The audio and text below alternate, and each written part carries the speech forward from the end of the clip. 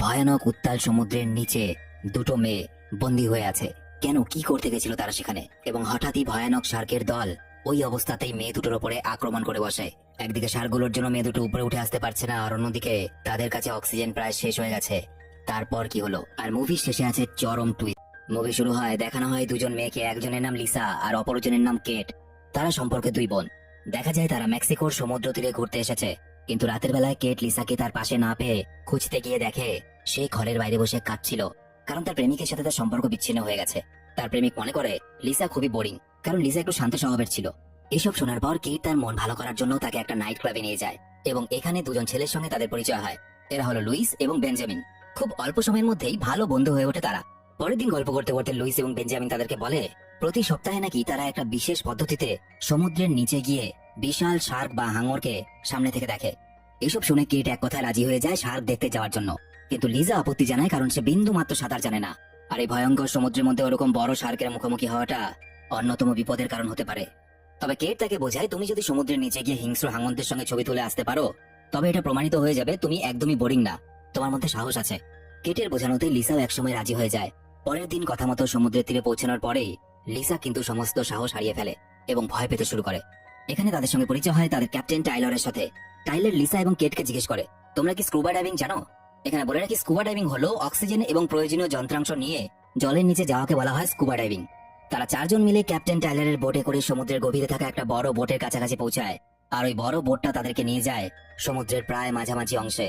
সেখানে পৌঁছে তারা এক বালতি রক্ত ও মৃত মাছ সমুদ্রের জলে ঢেলে দেয়, যাতে হাঙর রক্ত এবং মাছের তীব্র গন্ধে সেখানে পৌঁছে যায়।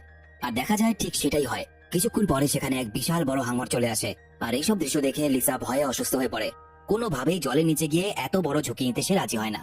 দেখা যায় লুইস এবং বেঞ্জামিন হেলমেট এবং জ্যাকেট পরে পিঠে অক্সিজেনের সিলিন্ডার নিয়ে প্রস্তুত নিচে যাওয়ার জন্য, এবং তারা খুবই আনন্দের সাথে একটা লোহার তৈরি খাঁচার ভেতরে প্রবেশ করে, যেটা তাদেরকে জলের একদম নিচে নিয়ে যাবে, এবং 5 মিনিটের জন্য তারা শার্ক দেখতে পাবে সেখানে। আর দেখা যায় এই কাজটা করার জন্য ক্যাপ্টেন টাইলার তাদেরকে বিভিন্ন ইনস্ট্রাকশন দিচ্ছে, কোথায় কি করতে হবে, কোথায় কি না করতে হবে ইত্যাদি। কিছু সময়ের মধ্যেই তারা ধীরে ধীরে খাঁচার ভেতরে প্রবেশ করে, এবং ক্যাপ্টেন সেই খাঁচাটাকে জলের ভেতরে পাঠাতে শুরু করে। এরা যদিও জানতো না যে এদের সাথে কি হতে চলেছে, কিন্তু তুমি চাইলে জানতে পারো। আমি পার্সোনালি লাইফে একটা সময় ব্যাড ফেসে ছিলাম, সাকসেসের জন্য স্ট্রাগল করেছিলাম, পাজল ছিলাম। দেন একদিন র্যান্ডমলি একটা অ্যাপ পাই যার নাম অ্যাস্ট্রোটক। এক্সপেকটেশন ছিল না, বাট কথা বলি। শীতল ম্যাম নামে একজন অ্যাস্ট্রোলজারের সাথে কথা বলি। ওনাকে নাম বলার সাথে সাথে উনি আমার সম্বন্ধে অনেক কিছু বলে দেন, আর লাইফে কি করলে আমি সাকসেস পাবো সেটাও বলে দেন। এছাড়াও আমার কিছু সমস্যা চলছিল স্বাস্থ্য সম্পর্কিত, তো সেই সমস্ত কিছু নিয়ে উনি সলিউশন দিয়েছেন আমাকে। আমি সেই মতো কাজ করতে শুরু করি, আর যোগাযোগ রাখে এক বিশেষ ফোন বা ওয়াকিটকির সাহায্যে, যেটা কিনা জলের মধ্যেও কোনো ক্ষতিগ্রস্ত হয় না। দেখা যায় লিজা এবং কেট জলের নিচে প্রবেশ করার প্রস্তুতি নিতে শুরু করে, এবং ক্যাপ্টেন তাদেরকে কিছু জরুরি বিষয় জানিয়ে দেয়। যেমন অক্সিজেনের লেভেল 200-তে দেওয়া থাকলেও জলের নিচে যাওয়ার পর যখন অক্সিজেনের লেভেল একসময় 100-তে আসবে, তখন কিন্তু ক্যাপ্টেনকে জানাতে হবে। এবং অক্সিজেনের সংখ্যাটা যখন 50-এ নেমে আসবে, তাদেরকে জল থেকে তুলে আনা হবে, কারণ 50-এ নেমে আসা মানে অক্সিজেন অনেকটাই কম হয়ে গেছে। এই সময়ের মধ্যেই লুইস এবং বেঞ্জামিন জল থেকে উপরে উঠে আসে। এরপর লিসা এবং কেটকে খাঁচার ভেতরে ঢোকানো হয়। তবে যাওয়ার আগে কেট তার বোনের জন্য একটা ক্যামেরা নিয়ে নেয়, যাতে সে লিজার ছবি তুলতে পারে শার্কের সাথে। এবার ক্যাপ্টেন তাদের দুজনকে একইভাবে খাঁচায় ঢুকিয়ে আটকে দেয়। এরপর খাঁচাটা আস্তে আস্তে জলের গভীরে যেতে শুরু করে, এবং তারা জলের ভেতরের পৃথিবীকে দেখতে শুরু করে। এখানে চারিদিকে শুধু নীল পরিষ্কার জল আর মাছ ঘুরে বেড়াচ্ছে আশেপাশে। এসব দেখে তারা খুবই খুশি হয়, কিন্তু জানতো না দুর্ভাগ্য তাদের সাথেই আছে। এই সময় ক্যাপ্টেন তার ফোনের মাধ্যমে লিসা এবং কেটকে জিজ্ঞেস করে, তোমরা কি ঠিক আছো?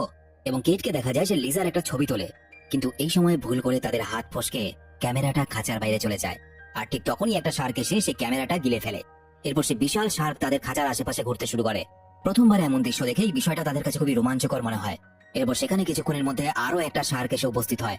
তবে এই সময় তাদের খাঁচার মধ্যে কেমন যেন একটা জোরে ধাক্কা লাগে, মনে হয় খাঁচাটা আরো নিচের দিকে পড়তে চলেছে। এই ঘটনায় তারা একটু ভয় পেয়ে গেলেও ক্যাপ্টেন টাইলার তাদেরকে জানায় খাঁচাটা ছাড়তে গিয়ে নাকি দড়িটা একটু পিছলে গিয়েছিল, তাই খাঁচাটা একটু বেশি গভীরে চলে গেছিল। তবে এই ঘটনায় লিসা এতটা ভয় পায় যে সে ওপরে যাবে বলে জেদ ধরতে থাকে, তাই ক্যাপ্টেন তার কথা মতো খাঁচাটাকে উপরে টানতে শুরু করে। কিন্তু অদ্ভুত ব্যাপার, খাঁচাটা বোটের কাছাকাছি আসতেই হঠাৎ খাঁচার দড়িটা আস্তে আস্তে স্লিপ করতে শুরু করে, এবং দ্রুত গতিতে খাঁচাটা জলের আরো নিচে যেতে শুরু করে। খাঁচাটা এতটাই দ্রুত গতিতে জলের নিচে যেতে থাকে যে একসময় খাঁচার লক করা ক্রেনের মাথাটা টুকরো হয়ে যায়, এবং বোটের সাথে সম্পূর্ণভাবে যোগাযোগ বিচ্ছিন্ন হয়ে যায়। খাঁচাটা সমুদ্রের তলদেশে গিয়ে নামে। আর এই ভয়ঙ্কর ঘটনার সম্মুখীন হয়ে আতঙ্কে দুই বনি জ্ঞান হারিয়ে খাঁচার মধ্যে পড়ে থাকে। এর কিছুক্ষণ পর দেখা যায় খাঁচাটা বেসামাল হয়ে নিচে পড়ার কারণে লিসা আহত হয়েছে। কেটের ডাকে তার জ্ঞান ফিরলে দেখা যায় লিসা শ্বাস নিতে পারছে না, এবং আতঙ্কিত হয়ে লিসা ছটফট করতে শুরু করে। কারণ বর্তমানে তারা রয়েছে সমুদ্রের তলদেশে 47 মিটার নিচে, অর্থাৎ 154 ফুট নিচে। আর তাদের খাঁচার দড়ির লকটা খাঁচা থেকে সম্পূর্ণ বিচ্ছিন্ন হয়ে ভেঙে পড়ে রয়েছে। কেট সাঁতার জানলেও লিসা কিন্তু সাঁতার জানতো না। তবে যাই হোক, নিজেদেরকে একটু সামলে নিয়ে তারা ক্যাপ্টেন টেলরের সঙ্গে কথা বলতে গিয়ে দেখে তারা যোগাযোগ ব্যবস্থার রেঞ্জের বাইরে চলে এসেছে। তবে বেঁচে ফিরতে হলে ক্যাপ্টেনের সঙ্গে যোগাযোগ করতেই হবে। তাই কেট তার বোনকে রেখে খাঁচার বাইরে বেরোনোর চেষ্টা করে, কিন্তু বেরোতে গিয়ে দেখে খাঁচার লকটা আটকে আছে। অনেক চেষ্টা করার পরও সেটা আর খোলে না। তখন কেট তার অক্সিজেনের সিলিন্ডার খুলে খাঁচার রডের ফাঁক দিয়ে বাইরে বেরোনোর চেষ্টা করে, কিন্তু সেখানেও অক্সিজেন মাস্কটা আটকাচ্ছিল এবং এই জন্য সে অক্সিজেন মাস্কটাই খুলে রেখে খাঁচার বাইরে বেরিয়ে যায় এবং কোনো মতে আবারও নিজের মাস্ক এবং অক্সিজেন সিলিন্ডারটা নিয়ে খাঁচার সাথে আটকানো ক্রেনের ভাঙা অংশটা পাথর থেকে ছাড়িয়ে নিজের সর্বশক্তি দিয়ে খাঁচার উপর থেকে ঠেলে ফেলে দেয় এবং সেই সাঁতরে উপরের দিকে যেতে শুরু করে। তার ওয়াটারপ্রুফ মাইক্রোফোনের সাহায্যে সে টাইলারের সঙ্গে কথা বলার চেষ্টা করলে সৌভাগ্যবশত কিছুক্ষণ পর ক্যাপ্টেন তার কথার উত্তর দেয় এবং ক্যাপ্টেন যখন জানতে পারে সে খাঁচার বাইরে রয়েছে, ক্যাপ্টেন প্রথমেই বলে, তুমি আগে যত তাড়াতাড়ি সম্ভব খাঁচার মধ্যে ঢুকে যাও, কারণ তুমি যে জায়গায় আছো সেটা প্রচন্ড বিপজ্জনক। এটা শুনে কিট খাঁচার মধ্যে ফিরে আসে এবং কিছুক্ষণ পর তারা একটা আওয়াজ শুনতে পায়। আওয়াজটা শুনে তাদের মনে হয় এটা নিশ্চয়ই কোনো বোটের ইঞ্জিনের আওয়াজ, কিন্তু সেই আওয়াজটা আস্তে আস্তে দূরে চলে যাচ্ছে, অর্থাৎ হয়তো বোটটা তাদেরকে খুঁজতে এসেছে এবং তারা জানেও না জলের নিচে কেট আর লিসা আছে। সুতরাং কেট তাড়াতাড়ি খাঁচার বাইরে গিয়ে আবারও তাদের ক্যাপ্টেনের সঙ্গে যোগাযোগ করার চেষ্টা করছিল, তখনই একটা বিশাল বড় শার্ক তাদের দিকে ঝাঁপিয়ে আসে। খাঁচার দরজা খোলার আগেই সেই শার্কটা সেখানে চলে আসে, কিন্তু শার্কের মুখে যাওয়ার আগে কোনো রকমে খাঁচার ভেতরে ঢুকে পড়ে কেট এবং এইবারের মতো বেঁচে যায়। এদিকে শার্কটা তার হাতের খাবার এভাবে বেরিয়ে যাওয়াতে প্রচন্ড রেগে যায় এবং খাঁচার রড সমেত এক কামড়ে ভেঙে দেয়। তবে খাঁচাটা মজবুত হওয়ায় সেটা টুকরো হয়ে যায় না। তবে এই ঘটনায় কেট আর লিসা একটা জিনিস পরিষ্কারভাবে বুঝতে পারে যে এই খাঁচাটা কিন্তু খুব বেশিক্ষণের জন্য নিরাপদ নয়। শার্ক যদি চায় এটাকে ভেঙে ফেলতেই পারে। এদিকে তারা এত কম পরিমাণ অক্সিজেন নিয়ে বেশিক্ষণ এখানে টিকতেও পারবে না। অক্সিজেন শেষ হলে তাদের প্রাণও শেষ হয়ে যাবে।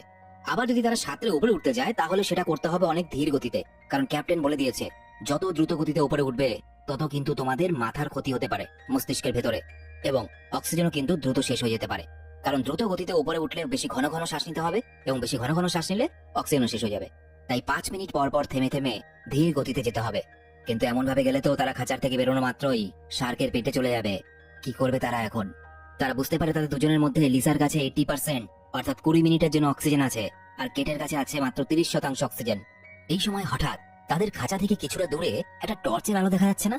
তারা ভাবে যে জ্যাভিয়ার হয়তো তাদেরকে রক্ষা করতে এসেছে, কিন্তু টর্চের আলোটা এক জায়গায় গিয়ে থেমে থাকে, কোনো নড়াচড়া নেই। এদিকে কেটের অক্সিজেন প্রায় শেষের পথে দেখে লিসা সাহস করে সেই খাঁচার বাইরে যাওয়ার সিদ্ধান্ত নেয়। লিসা বাইরে বেরিয়ে কেটের শেখানো কথা মতো মাটি ঘেঁষে ঘেঁষে একটু একটু করে এগোতে থাকে। এমন সময় তার সামনে একটা শার্ক চলে এলেও কোনো রকমের একটা পাথরে ঘেরা জায়গায় সে নিজেকে লুকিয়ে ফেলে। প্রতিটা মুহূর্ত বিপদ এবং মৃত্যুকে সে নিজের মাথায় বহন করে নিয়ে চলছিল, যে কোনো মুহূর্তে শার্কে পেটে চলে যেতে পারে।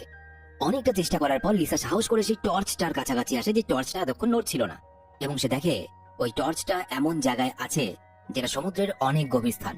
তবু এরকম প্রাণ হাতে করে ওই টর্চটা উদ্ধার করতে গেলে লিসা দেখে ওখানে কোনো মানুষই নেই, এবং এটা দেখার পর লিসা যখন ফেরত আসার চেষ্টা করে সে দেখে সে পথ হারিয়ে ফেলেছে। সে বুঝতে পারছে না তাদের খাঁচাটা কোথায় রয়েছে। লিসা খাঁচা ফেরত যাওয়ার রাস্তা খুঁজতে শুরু করে, এমন সময় আবারও একটা শার্ক তার সামনের দিক দিয়ে চলে যায়। এর সাথে সাথে সে পেছন ঘুরে দেখে জেভিয়ারকে। জেভিয়ার কে ছিল? জেভিয়ার ছিল টেইলরের একজন সাথী। জেভিয়ার লিসাকে খাঁচা যাওয়ার কথা বলতে বলতেই একটা শার্ক জেভিয়ারকে খেয়ে ফেলে। এটা দেখে লিসা পাগলের মতো খাঁচার দিকে যেতে শুরু করে, এবং এই সময় লিসা দেখে জেভিয়ারের মৃতদেহটা ভাসছে। সে মারা গেছে। কোনো মতে জেভিয়ারের সঙ্গে থাকা স্পেয়ার গান এবং তার গায়ে লক করা দড়িটা সে নিয়ে আসে, কারণ সেটা বোটের সাথে যুক্ত ছিল। এখানে বলে রাখি, স্পেয়ার গান হলো একটা বিশেষ বন্দুক যা জলের নিচে মাছেদের শিকার করার জন্য চালানো হয়। এবং এই সময় কিট খাঁচার মধ্যে পাথর দিয়ে আঘাত করছিল যাতে তার বোন এই শব্দ শুনতে পায়, এবং সেই আঘাতের শব্দ অনুসরণ করে লিসা শেষ পর্যন্ত খাঁচার কাছে চলে আসে। খাঁচার উপরে পৌঁছতেই লিসার হাতে আটকে থাকা দড়ির লকটা সে খাঁচার সাথে আটকে দেয়, এবং সে টাইলারের সঙ্গে কথা বলার জন্য আবারও উপরের দিকে যায়। ফোনে সিগন্যাল পাওয়ার পর ক্যাপ্টেন টাইলার লিসার সমস্ত কথা শুনে তাকে বলে লিসা খাঁচায় ফিরলে দ্রুত তারা খাঁচাটা জলের থেকে তোলার ব্যবস্থা করবে, এবং লিসা কথা মতো খাঁচায় ফিরে আসে। এদিকে ক্যাপ্টেন টেইলার কথা মতো তাদের খাঁচাটা উপরে তোলা শুরু করে।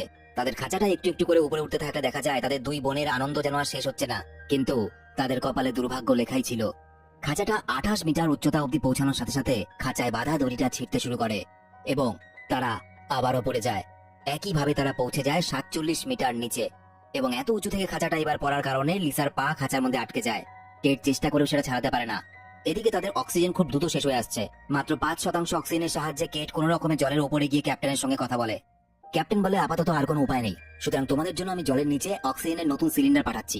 তবে অক্সিজেনের সিলিন্ডারটা চেঞ্জ করা কিন্তু প্রচন্ড ঝুঁকিপূর্ণ, কারণ অক্সিজেনের মাস্ক খোলার সাথে সাথেই কিন্তু নাইট্রোজেন গ্যাস প্রবেশ করবে, এবং যার ফলে মানুষ কখনো পাগলামি করা শুরু করে, আবার কখনো বিভিন্ন ভুলভাল দৃশ্য দেখতে শুরু করে, কাল্পনিক দৃশ্য। তাই তোমাদের দুজনকে সাবধান থাকতে হবে। এছাড়াও টেইলর বলে যে আমি একটা উদ্ধারকারী দলকে খবর দিয়েছি, যারা জলের নিচে গিয়ে তোমাদেরকে উদ্ধার করে নিয়ে আসবে, এবং ওরা আসতে আরো 1 ঘন্টা লাগবে, এবং এই 1 ঘন্টা কিন্তু তোমাদের জীবনের সব থেকে ভয়ানক সময় হতে চলেছে। তাদের কাছে অক্সিজেনের সিলিন্ডার এসে পৌঁছায় এবং সাথে পৌঁছায় ফ্লেয়ার্স। ফ্লেয়ার্স কি? ফ্লেয়ার্স হলো অনেকটা তারাবাতি বা আলোর বাতির মতো। এটা সাধারণত রেস্কিউ মিশনের ক্ষেত্রে ব্যবহার করা হয়, কিংবা এটার সাহায্যে হিংস্র জন্তুরাও ভয়ে পালিয়ে যায়। ইতিমধ্যে দেখা যায় কেটের আশেপাশে বিশাল শার্কেরা ঘোরাফেরা করছে। প্রথমে কেট মাটির কাছে ঝুঁকে থাকলে শার্কটা তাকে দেখতে না পেয়ে চলে যায়। এর কিছুক্ষণ পর কেট খাঁচা ফেরার সিদ্ধান্ত নেয়, কিন্তু কেট মাথা তুলতেই এক নিমিষে একটা বিশাল শার্ক এসে কেটের উপরে হামলা করে দেয়। এই দৃশ্য দেখে লিসা ভয়ে কাঁদতে শুরু করে। এভাবেই কেটে যায় বেশ কিছুক্ষণ। লিসার কাছে অক্সিজেন রয়েছে মাত্র 4%, আর কিছুক্ষণের মধ্যে তার কাছে আর কোনো প্রাণবায়ু থাকবে না। তাই লিসা সিদ্ধান্ত নেয় যেভাবেই হোক এই পরিস্থিতি থেকে সে বার হবে। এরপর লিসা দেখে খাঁচার সামনেই ভর্তি অক্সিজেনের সিলিন্ডার পড়ে রয়েছে, কিন্তু তার পা তো আটকে রয়েছে খাঁচায়। সে হাত বাড়িয়ে কোনো মতে তার থেকে একটু দূরে থাকা স্পেয়ার গানটা টানতে যায়, এবং এটা করতে গিয়ে তার হাত কেটে যায়। এবং হাত কাটার পর এখন অবস্থা আরো বেশি ভয়ানক, কারণ রক্ত জলে মিশলে সে রক্তের গন্ধে শার্ক এদিকেই ছুটে আসবে। এরপর লিসা তার বন্দুক থেকে একটা তার লাগানো রড বের করে এবং কোনোভাবে সেটা দিয়ে সিলিন্ডারটা টানার চেষ্টা করে, এবং অবশেষে সিলিন্ডারটা সে পেয়ে যায় এবং শ্বাস নিতে সক্ষম হয়। ওদিকে দেখা যায় কেট লিসাকে জানায় সেই শার্কের হাত থেকে সে প্রাণী বেঁচে গেলেও বর্তমানে তার আশেপাশে অনেকগুলো শার্ক আছে, তাই সে লিসার কাছে ফিরতে পারছে না। এবং সে আরো জানায় সে প্রচন্ড আহত, এবং এই কারণে তার রক্তের গন্ধে শার্করা তার দিকে এগিয়ে আসছে, এবং একই সাথে শার্কের হামলার কারণে অক্সিজেনও লিক হওয়া শুরু করেছে। লিসা নিজের বিসিটি জ্যাকেটটা খাঁচার নিচে রেখে সেটাকে ফুলিয়ে খাঁচাটাকে উপরে তোলার চেষ্টা করে, যাতে খাঁচার মধ্যে যে তার পাটা আটকে গেছে সেই পাটা বের করতে পারে। এরপর সে টর্চ হাতে নিজের বোনকে খুঁজতে খাঁচার বাইরে যায়। আরো কিছু দূর যাওয়ার পর কেটকে সে ভীত এবং আহত অবস্থায় খুঁজে পায়। এরপর শার্কদেরকে দূরে রাখার জন্য ফ্লেয়ার্স লাইট জ্বালিয়ে লিসা নিজের বোনকে শক্ত করে ধরে এবং একটু একটু করে উপরের দিকে উঠতে শুরু করে। দেখতে দেখতে তারা 30 মিটার উচ্চতা অতিক্রম করে ফেলে। এদিকে টাইলার তাদেরকে সাবধান করে দেয় যে দ্রুত গতিতে কিন্তু ওঠা যাবে না, তাহলে তোমাদের মাথার মধ্যে নাইট্রোজেন জমা হওয়ার কারণে তোমাদের মৃত্যু পর্যন্ত হতে পারে। তবে সেখানে ভেসে থাকার সময় তাদের ফ্লেয়ার লাইটটা শেষ হয়ে যায়। এরপর দ্বিতীয় লাইট জ্বালাতে গেলে সেটা জলে পড়ে যায়, আর তৃতীয় লাইটটা জ্বালাতেই তারা দেখে তাদের সামনে দুটো বিশাল শার্ক চলে এসেছে। অনেকগুলো শার্ক তাদের উপরে একসাথে হামলা করায় তারা কোনো মতে লাইটটার সাহায্যে তাদের সাথে এক ভয়ানক এবং অদম্য সাহসের লড়াই শুরু করে দেয়। কিন্তু ওই লাইটটা শেষ হওয়ার পর তারা আর কোনো উপায় না দেখে নিজেদের মাস্ক এবং জ্যাকেট খুলে যত দ্রুত সম্ভব উপরের দিকে উঠতে শুরু করে। কোনো মতে লিসা তার আহত বোন কেটকে সাথে নিয়ে জলের উপরে উঠে আসে, এবং কিছুটা দূরে থাকা ক্যাপ্টেন টেইলর বোট থেকে তাদেরকে দেখতে পেয়ে তাদের দিকে দড়ি বাঁধা একটা লাইফ বয় ছুড়ে মারে, যাতে ওটার সাহায্যে তারা সাঁতরে বোট অব্দি পৌঁছে যায়। কিন্তু তারা আহত থাকার কারণে তাদের শরীর থেকে বেরোনো রক্ত জলের মধ্যে মিশতে শুরু করে, আর এই রক্তের গন্ধে একটা শার্ক তাদের ওপরে হামলা করে। শার্কটা একবার কেটের পা কামড়ে ধরে, আরেকবার লিসার, কিন্তু তারা দুজনই শার্কের সাথে হার না মানা লড়াই করে যায়।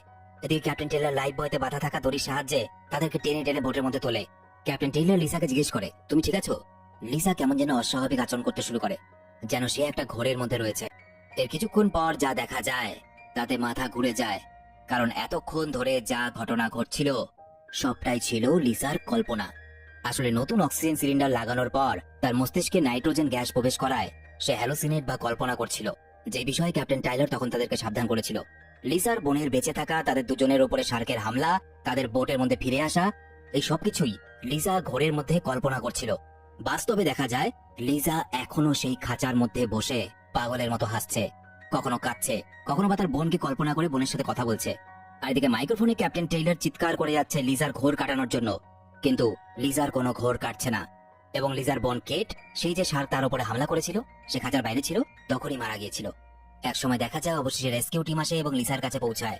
তারা তাকে খাঁচা থেকে বের করে এবং আস্তে আস্তে উপরে তোলা শুরু করে। লিসা বেঁচে যায়। তবে দেখা যায় লিসার পাগলামি বা ঘোর তখনও কাটেনি, আর এই মুভিটা এখানে শেষ হয়ে যায়। তো এই ছিল আজকে শ্বাসরুদ্ধকর সার্ভাইভাল মুভির কাহিনী।